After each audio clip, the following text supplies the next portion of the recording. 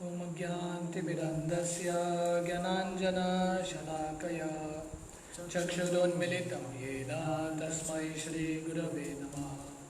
श्रीचैतन्यमनोभीष्टं स्थापितं येन भूतले स्वयं रूप कदा मह्यं ददाति स्वपदान्तिकं। वन्देऽहं श्रीगुरो श्रीयुतः पदकमलं श्रीगुरोन् वैष्णवांश्च श्रीरूपं साग्रजातः सहगणा रघुनाथान्वितं तं सजीवं साद्वैतं सावधूतं परिजनासहितं कृष्णचैतन्यदेवं श्रीराधा कृष्णपादान् सहगणा ललिता श्रीविशाखान्वितंश्च नमो विष्णुपादाय कृष्णप्रेष्ठाय भूतले श्रीमते भक्तिवेदान्त स्वामिति नामिने। नमस्ते सरस्वती देवे गौरवाणी प्रचारिणे निर्विशेष शून्यवादी पाश्चात्यदेशतारिणे वञ्चाकल्पतरुभ्यश्च कृपा सिन्धुभ्येव च पतितानां पावनेभ्यो वैष्णवेभ्यो नमो नमः। जय श्री कृष्ण चैतन्य प्रभु नित्यानंद श्री अद्वैत गदाधर श्रीवासादि गौर भक्तवृंद। हरे कृष्णा कृष्णा कृष्णा हरे हरे हरे राम राम राम हरे हरे। हरे कृष्णा। तो कल हम 17वां श्लोक पढ़ रहे थे। अभ्यसेन मनसा शुद्धम तीव्र ब्रह्माक्षरम परम मनो यचे जित श्वासो ब्रह्म बीजम अविस्मरन। तो सुखदेव गोस्वामी यहाँ पे बता रहे हैं, after sitting in the above manner make the mind remember the 3 transcendental letters ohm and bye regulating the breathing process control the mind so as to not forget the transcendental seed। तो सुखदेव गोस्वामी परीक्षित को बता रहे हैं कि एक secluded जगह, एक शांत जगह पे चुन के वहाँ पे कुशाग्रास के ऊपर बैठ के किसका मनन करना चाहिए? भगवान के नाम का उच्चारण करना चाहिए। यहाँ पे वर्णन आ रहा है ये 3 शब्द ओम, अ, उ और म, और इस तरह से अपने जो श्वास है उसको कंट्रोल करके पूरा जो चिंतन है भगवान पे लगाना चाहिए। तो हमने इसका तात्पर्य का आधा पढ़ा था, जहाँ पे श्रील प्रभुपाद लिखते हैं कि मन को रोका नहीं जा सकता, मन को हम मार नहीं सकते, मन के इच्छाओं को बंद नहीं कर सकते। हम क्या कर सकते हैं? मन के जो दिशा है उसको चेंज कर सकते हैं। अभी जो मन पूरे तरह से इंद्रिय भोग में लगा है वो मन को भगवान की भक्ति में, स्पेशली भगवान के नाम का उच्चारण करके उसकी जो भावना है वो चेंज कर सकते हैं। तो प्रभुपाद यहाँ पे बता रहे हैं मन का 3 कार्य है, थिंकिंग, फीलिंग, विलिंग। सोचना, फील करना, महसूस करना और कुछ करने का इच्छा रखना। तो ये तीनों चीज़ को हम परिवर्तन कर सकते हैं। भगवान के बारे में सोच सकते हैं, हमारा जो भावना है भगवान पे लगा सकते हैं, और जो विलिंग है हम भगवान के लिए कुछ कर सकते हैं। तो आगे हम कंटिन्यू करेंगे। Omkar is the seed of all transcendental sound and it is only the transcendental sound which can bring about the desired change of the mind and senses। तो ओमकार, ओम का जो उच्चारण है वो बीज मंत्र है। ये बीज स्वरूप है भगवान का, और ये जो प्रणव है भगवान से अभिन्न है। इसलिए मन को नियंत्रण करने का, इंद्रियों को नियंत्रण करने का या उसको परिवर्तन करने का तरीका क्या है? शब्द ध्वनि।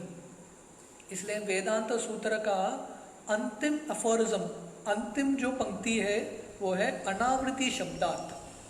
ये दुनिया से मुक्ति पाना है तो शब्द के माध्यम से होगा। तो इसलिए हम मंत्र का उच्चारण करते हैं। मंत्र क्या है? मंत्रायते इति मंत्र। वो शब्द का बार बार उच्चारण करने से मन नियंत्रित होता है और हम ये मन के जो चंगुल है, मन के जो बंधन है, उसे मुक्ति पाते हैं। तो क्या मंत्र का उच्चारण करना चाहिए? भगवान के नाम का या ओमकार का।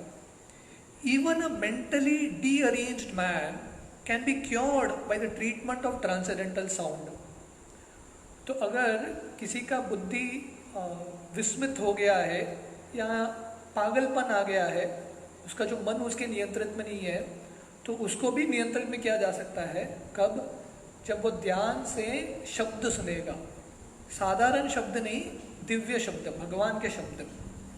इन the Bhagavad Gita the Pranava Omkara has been accepted as the direct literal representation of the supreme absolute truth. तो गीता में भगवान बोलते हैं 10वें अध्याय में, ये जो प्रणव है या ओमकार है, भगवान बोलते हैं ये मेरे से अभिन्न है।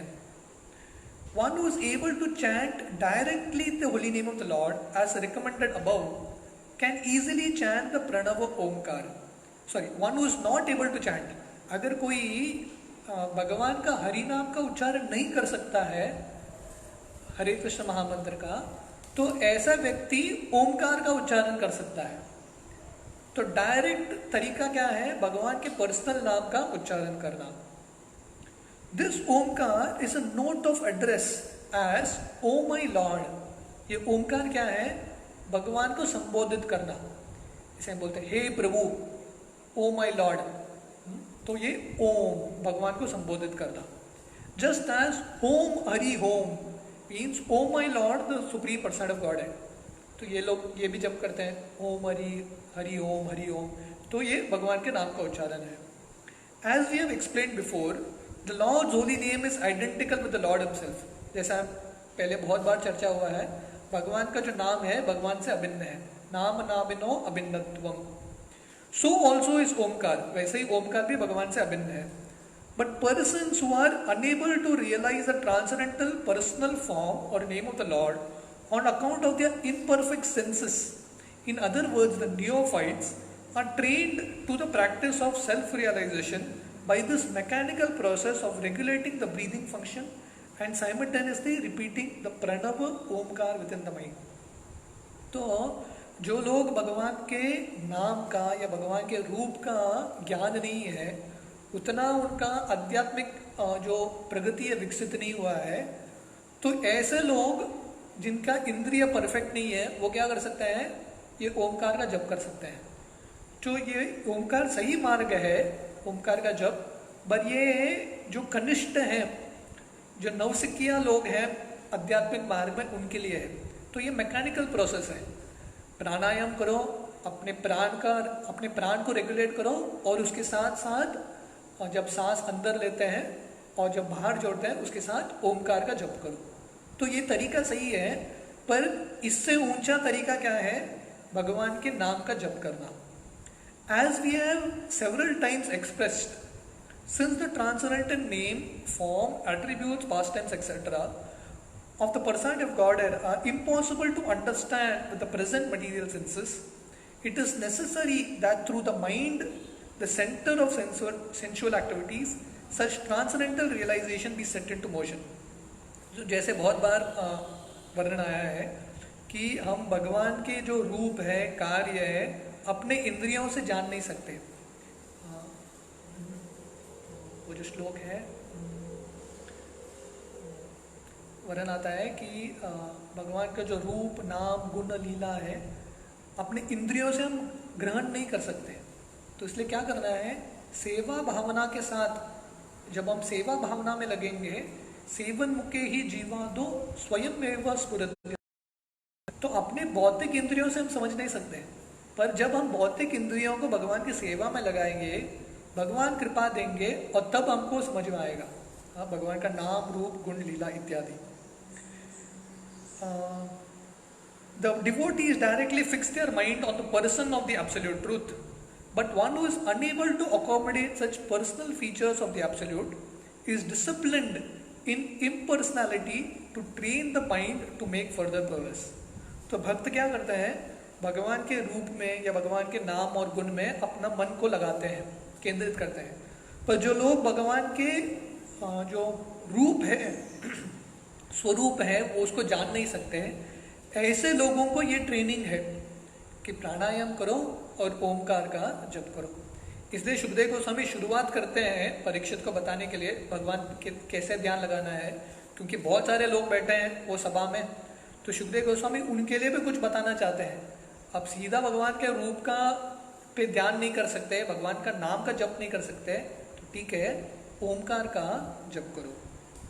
टेक्स्ट 18, नियचेत विशब्देक्षान् मनसा बुद्धि सारथी मन कर्म वीर आक्षिप्तम शुभार्थे तारयद्या। Gradually, as the mind becomes progressively spiritualized, withdraw it from sense activities, and by intelligence the senses will be controlled. The mind, too absorbed in material activities, can be engaged in the service of the personality of Godhead and become fixed in full transcendental consciousness.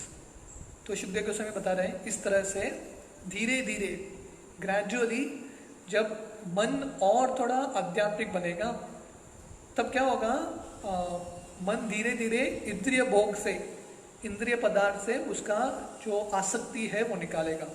तो इस तरह से शुभदेव गोस्वामी बता रहे हैं कि हमारे बुद्धि के माध्यम से by intelligence the senses will be controlled, अपने ऊंचे बुद्धि के माध्यम से हमारे इंद्रियों का दमन हो सकता है।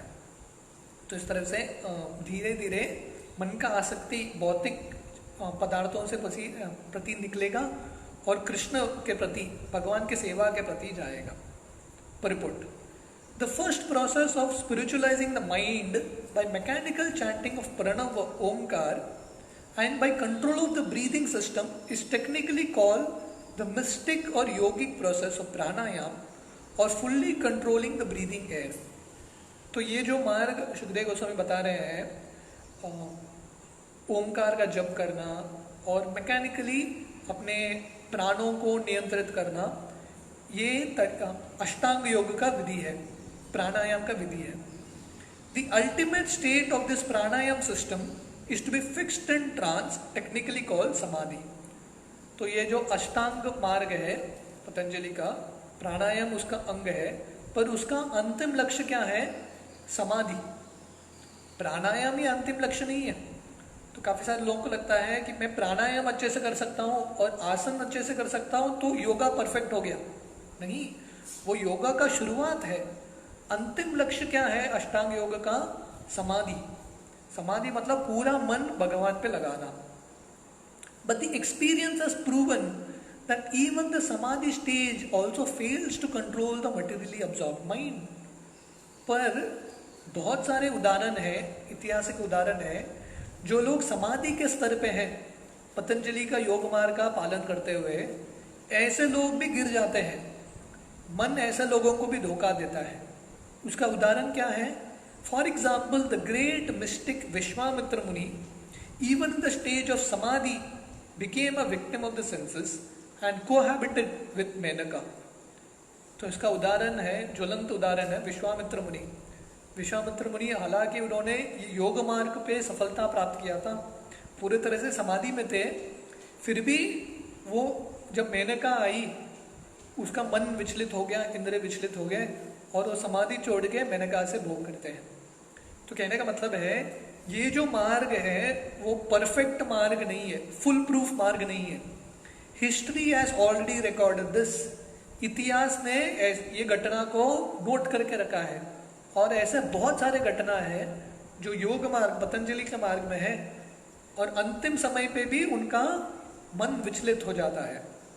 The mind also ceasing to think of sensual activities present remembers past sensual activities from the subconscious state and thus disturbs one from 100% engagement in self-realization. तो मन इतना कठिन है, इतना मुश्किल है पार करना कि हालांकि बाहर दृष्टिकोण से एक्सटर्नली हमने मन को जीत लिया है, इंद्रियों का दमन किया है, पर अंदर सबकॉन्शियस माइंड में इंद्रिय भोग का ही विचार चलता है। तो हमारा दो लेवल है functioning, conscious mind, subconscious mind. तो कॉन्शियसली हम इंद्रिय भोग के विचार से दूर रहते हैं, कोशिश करते हैं, पर अंदर से अभी भी पुराना प्रोग्रामिंग चल रहा है। अभी भी इंद्रियों के विचार आ रहे हैं। तो इसलिए 100% भौतिक इच्छा से मुक्त होना, स्पेशली पतंजलि के योग मार्ग से काफ़ी मुश्किल है। Therefore, Shukdev Goswami recommends the next step of assured policy, mainly to fix one's mind in the service of the personality of Godhead. इसलिए शुकदेव गोस्वामी अगला स्टेप बताते हैं, वो क्या है? मन को कृष्ण के सेवा में लगाना, कृष्ण के चरण कमल में लगाना। वो जब करेंगे और सेफ रहेगा मन, विचलित नहीं होगा। Lord Shri Krishna, the personality of Godhead, also recommends this direct process in the Bhagavad Gita 6.47. तो गीता में भी भगवान यही बोलते हैं, योगिनाम अपि सर्वेषां मद्गतिरंतरात्मना श्रद्धावान भजते यो मां समय युक्त तमो मता। तो छठा अध्याय है ध्यान योग। प्रैक्टिकली यही जो ये 2 श्लोक में शुकदेव गोस्वामी बता रहे हैं, कैसे कुशाग्रास पे बैठना चाहिए और ध्यान लगाना चाहिए, प्राणायाम करना चाहिए, ओमकार का जप करना चाहिए, ये सब भगवान बताते हैं छठे अध्याय में। और ध्यान योग है छठे अध्याय का शीर्षक गीता का, पर उसका अंतिम श्लोक क्या है? योगिनाम अपि सर्वेषां। ऐसे सब योगी में सबसे सर्वश्रेष्ठ योगी कौन है? योगिनाम अपि सर्वेषां मद्गतेन अंतरात्मना, जो हमेशा मेरे बारे में सोचता है। मद्गतेन अंतरात्मना श्रद्धावान भजते यो मां, और मेरा भजन करता है, मेरा भक्ति करता है। समय युक्त तमोमता, ऐसा योगी सर्वश्रेष्ठ है। तो इसलिए यहाँ पे शुकदेव गोस्वामी बता रहे हैं भागवतम में और कृष्ण गीता में बता रहे हैं, सबसे बेस्ट तरीका क्या है? भगवान का भक्ति करना। Thus the mind being spiritually cleansed, one should at once engage himself in the transcendental loving service of the Lord by the different devotional activities of hearing, chanting, etc. तो इस तरह से मन को भगवान की सेवा में लगाना चाहिए, नवविधा भक्ति में, श्रवण, कीर्तन इत्यादि। If performed under proper guidance, that is the surest path of progress, even for the disturbed mind. तो अगर हम अच्छे लोगों के प्रतिनिध्य में, अच्छे भक्तों के जो एक्सपीरियंस्ड भक्त है, उनके मार्गदर्शन में हम करेंगे, तो ये श्योरेस्ट तरीका है, परफेक्ट तरीका है आध्यात्मिक रूप में प्रगति करने का। अगर किसी का मन विचलित भी है तो ऐसे मन को भी नियंत्रित किया जा सकता है, ये तरीका हम स्वीकार करेंगे तो। टेक्स्ट 19, तत्रैका वयं ध्यायेत् अव्यूचिन्नेन चेतसा मनो निर्विषयं युक्ता तथा किंचन न स्मरेत् पदम तत्परमं विष्णो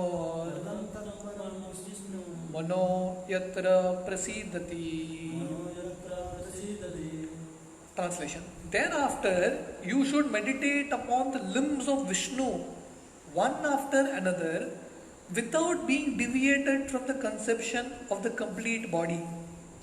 Thus the mind becomes free from all sense objects. There should be no other thing to be thought upon. Because the Supreme Personality of Godhead Vishnu is the ultimate truth, the mind becomes completely reconciled in Him only. तो यहाँ पे शुकदेव गोस्वामी बता रहे हैं किस तरह से धीरे धीरे एक व्यक्ति को ये स्तर पे आना चाहिए जब वो भगवान विष्णु पे ध्यान करेगा, और वो भी भगवान के अलग अलग अंगों पे। अव्ययम का मतलब है भगवान के अलग अलग अंगों पे ध्यान करना, भगवान के चरण कमल पे, भगवान के छाती पे, भगवान के मुख पे, अलग अलग अंगों पे ध्यान करना। तो इस तरह से मन को बाकी इंद्रिय भोग से निकाल के भगवान पे ध्यान लगाना चाहिए, और कुछ विचार नहीं होना चाहिए। इस तरह से मन पूरे तरह से कंट्रोल में आ जाएगा। Purport: Foolish persons bewildered by the external energy of Vishnu do not know that the ultimate goal of progressive search after happiness is to get in touch directly with Lord Vishnu, the personality of Godhead. तो आजकल लोग ध्यान करते हैं, पर लोगों का ध्यान का मतलब ही उनको पता नहीं है। लोगों को लगता है कि ध्यान करना मतलब आंख बंद करके बैठ जाना। ध्यान करता मतलब भगवान पे ध्यान करना। इसलिए जो विष्णु के माया के अधीन है वो लोग इतना भ्रमित हो जाते हैं, उनको पता नहीं सही आनंद क्या है। सही आनंद क्या है? जब कोई व्यक्ति डायरेक्टली भगवान विष्णु के संपर्क में आएगा। मनो यत्र प्रसीदति, तो मन कब प्रसन्न होगा, आनंद कब मिलेगा? जब कोई विष्णु पे ध्यान करेगा। विष्णु तत्व is an unlimited expansion of different transcendental forms of the personality of God, and the supreme or the original form of Vishnu Tattva is Govinda or Lord Krishna, the supreme cause of all causes. तो विष्णु तत्व मतलब भगवान के अनेक सारे अवतार हैं, भगवान के अनेक सारे अंश हैं, पर जो मूल विष्णु कौन है? भगवान कृष्ण है, मूल नारायण, मूल विष्णु है। गोविंदम आदि पुरुषम तमहम भजामि। तो जो आदि पुरुष है वो भगवान कृष्ण है, सर्व कारण कारणम। इसलिए विष्णु तत्व पे ध्यान करना मतलब कृष्ण पे ध्यान करना। Therefore, thinking of Vishnu or meditating upon the transcendental form of Vishnu, specifically upon Lord Krishna, is the last word on the subject of meditation. इसलिए अगर मेडिटेशन पे चर्चा चल रहा है, ध्यान पे चर्चा चल रहा है, तो सबसे ऊंचा ध्यान क्या है? विष्णु पे ध्यान करना। और विष्णु पे ध्यान करना मतलब कृष्ण पे ध्यान करना। इससे ऊंचा ध्यान कुछ है ही नहीं। Nothing, last word on the subject of meditation. तो ध्यान मतलब भगवान के नाम पे ध्यान करना, भगवान के रूप पे ध्यान करना। दिस मेडिटेशन में be begun from the lotus feet of the lord. तो ये ध्यान करने का तरीका क्या है? भगवान के रूप में भगवान के चरण कमल से ध्यान करो। पहले भगवान के चरण कमल का दर्शन करो। One should not, however, forget or be misled from the complete form of the Lord. Thus, one should practice thinking of the different parts of his transcendental body one after another. तो इस तरह से भगवान का पूरा रूप देखने से पहले धीरे धीरे ग्रेजुअली भगवान का एक एक अंग देख के जाना चाहिए। इसलिए भागवतम भी, ये पूरा 12 स्कंद भी भगवान का एक रूप जैसा है। और भागवतम का पहला स्कंद, दूसरा स्कंद हम जो पढ़ रहे हैं भगवान के चरण कमल जैसा है। इसलिए भागवतम को भी पढ़ने का तरीका क्या है? पहले स्कंद दूसरे स्कंद से धीरे धीरे देखना है। वर्णन आता है भागवतम का जो 10वां स्कंद है भगवान का मुख कमल है, तो सीधा मुख कमल का दर्शन नहीं होता। धीरे धीरे योग्यता पाके भगवान के चरण कमल से बाद में भगवान के मुख कमल का दर्शन होता है। तो इस तरह से भगवान का दर्शन लेना चाहिए। Here in this verse, it is definitely assured that the Supreme Lord is not impersonal. तो यहाँ पे शुद्धदेव गोस्वामी भगवान के निराकार निर्विशेष रूप पे ध्यान करने का नहीं बोल रहे। अगर भगवान का रूप ही नहीं है, भगवान का आकार ही नहीं है, किस पे ध्यान करोगे? अब बोलोगे बैठ के हवे के बारे में सोचो। हवे के बारे में क्या सोचेगे? अगर कोई बोलेगा लाइट के बारे में सोचो, रोशनी के बारे में, रोशनी पे क्या ध्यान करोगे? ध्यान करना मतलब भगवान का एक रूप होना चाहिए। He is a person but his body is different from those of condition persons like us. भगवान का रूप है, भगवान का रूप भौतिक नहीं है हमारी तरह, पंच महाभूत से नहीं बना है। भगवान का रूप पूरे तरह से आध्यात्मिक है। ईश्वर परम कृष्ण सच्चिदानंद विग्रह, तो भगवान का जो रूप है सच्चिदानंद है, भौतिक नहीं है। Otherwise, meditation beginning from the Pranava Omkar up to the limbs of the personal body of Vishnu would not have been recommended by Shukdev Goswami for the attainment of complete spiritual perfection. तो शुभदेव गोस्वामी हालांकि शुरुआत करते हैं कि ओमकार का जप करो पहले, पर बोलते हैं धीरे धीरे ओमकार का जप करके कहाँ पे आना चाहिए? भगवान के रूप का जप करना चाहिए, क्योंकि भगवान एक पर्सन है, एक व्यक्ति है। The Vishnu forms of worship in great temples of India are not therefore arrangements of idol worship, as they are wrongly interpreted to be by a class of men with a poor fund of knowledge. तो इसलिए भारत में इतने सारे मंदिर हैं, इतने वर्षों से मंदिर हैं भगवान कृष्ण के, तो ये सब मूर्ख व्यक्ति ने नहीं किया है, ये एक विज्ञान है, एक साइंस है। भगवान का रूप किसी का कल्पना नहीं है, शास्त्रों में दिया है। Rather, they are different spiritual centers of meditation on the transcendental limbs of Lord Vishnu. तो जैसे मेडिटेशन सेंटर होता है, तो वैसे ही मंदिर भगवान के मेडिटेशन सेंटर है। वहाँ पे बैठ के भगवान का दर्शन करके कोई भगवान पे मेडिटेट कर सकता है। तो इसके लिए मंदिर बनाया जाता है, और इतने सारे मंदिर हैं ये भारत भूमि में। The worshipable deity in the temple of Vishnu is identical with Lord Vishnu by the inconceivable potency of the Lord. इसलिए भगवान का जो श्री विग्रह है मंदिर में, वो भगवान से अभिन्न है। ये भगवान का अचिंत्य शक्ति है, क्योंकि भगवान सर्वशक्तिमान है, भगवान किसी में भी प्रवेश कर सकते हैं। इसलिए भौतिक इंद्रियों, भौतिक पदार्थों में भी एक मूर्ति के रूप में, पत्थर का मूर्ति या लकड़ी का मूर्ति, उसमें भगवान प्रवेश करते हैं। और जो भक्त हैं, जो आध्यात्मिक रूप नहीं देख सकते, भगवान एक भौतिक रूप में आते हैं हमको दर्शन देने के लिए। तो ये भगवान की बहुत बड़ी कृपा है। Therefore, a neophyte's concentration or meditation upon the limbs of Vishnu in the temple, as contemplated in the revealed scriptures, is an easy opportunity for meditations for persons who are unable to sit down tightly at one place and then concentrate upon Pranava Omkar or the limbs of the body of Vishnu, as recommended herein by Shukdev Goswami, the great authority. हालांकि यहाँ पे शुकदेव गोस्वामी पहले बताते हैं कि ओमकार का जप करना चाहिए, बाद में भगवान के रूप पे ध्यान लगाना चाहिए। पर जो लोग बैठ के ओमकार का भी जप ठीक तरह से नहीं कर सकते और भगवान का जो रूप का भी ध्यान नहीं कर सकते, उन लोगों को भगवान बहुत कृपा से हमारा मार्ग आसान बनाने के लिए मंदिर में विग्रह के रूप में आते हैं। वहां बैठ के आंख बंद करके ध्यान नहीं कर सकते, आंख खोल के भगवान का रूप का दर्शन लो, क्योंकि आंख बंद करेंगे इधर नींद आ जाएगा, कुछ दर्शन तो नहीं होगा, नींद आ जाएगा, नहीं तो और कुछ चित्र आएंगे। उससे अच्छा आंख ओपन करो और भगवान का रूप का दर्शन लो। भगवान बहुत कृपा करके मंदिर में आए हैं विग्रह के रूप में। The common man can benefit more by meditating on the form of Vishnu in the temple than on the Omkar, the spiritual combination of the Om as explained before. इसलिए जो सामान्य व्यक्ति है वो भगवान का रूप का दर्शन करके, स्पेशली भगवान के मंदिर में, उससे ज़्यादा फायदा ले सकता है। बल्कि अगर कोई भगवान का ओमकार का जप करेगा, उससे ज़्यादा फायदा कोई भगवान का रूप का दर्शन करके ले सकता है।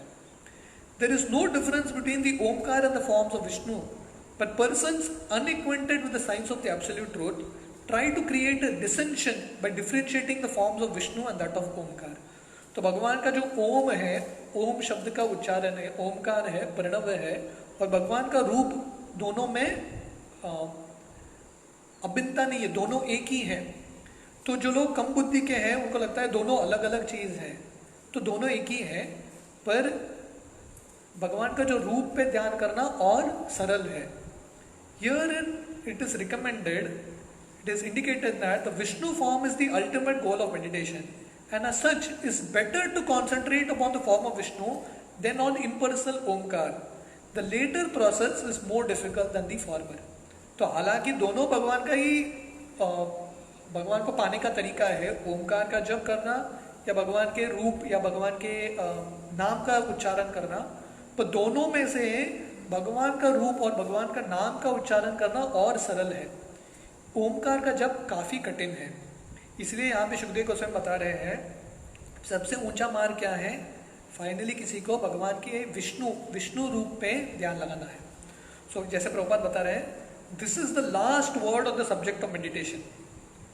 तो ध्यान पे सबसे ऊंचा विषय क्या है, भगवान के रूप में और भगवान के नाम पे ध्यान लगाना। तो हम टेक्स्ट 20 से आज शाम को कंटिन्यू करेंगे। हरे कृष्ण।